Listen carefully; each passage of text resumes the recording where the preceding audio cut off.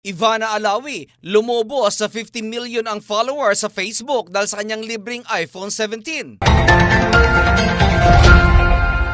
Dahil sa pamimigay ng libreng iPhone 17, lalong lumobo ang followers ni Ivana Alawi sa kanyang Facebook page. Sa kasalukuyan ay mayroon ng 50 million subscribers ang social media influencer, dahilan para isa ito sa influencers na may pinakamalaking followers. Sa kanyang Instagram story, isinare ni Alawi ang post ng kanyang management team na may caption na, "Congratulations Ivana Alawi, nasa puso mo talaga ang pagtulong sa kapwa." Sinabi pa ng management ito na isang phenomenal milestone ang pagkakaroon ng 50 million followers sa Facebook page at nangangahulugan lamang ito na si Alawi ang may tuturing na most followed Facebook page sa Pilipinas. Mababasa din sa nasabing post ang mga katagang, "Your authenticity, generosity, and undeniable charm continue to inspire millions around the world, truly unmatched." Noong July 10 lamang, nasa 47 million pa lamang ang followers nito, kung saan kanya pa itong isinelebrate sa pamamagitan ng pamimigay ng pera sa mga tao sa kalsada. Pero nang i-announce na nito ang pamimigay ng libreng iPhone 17,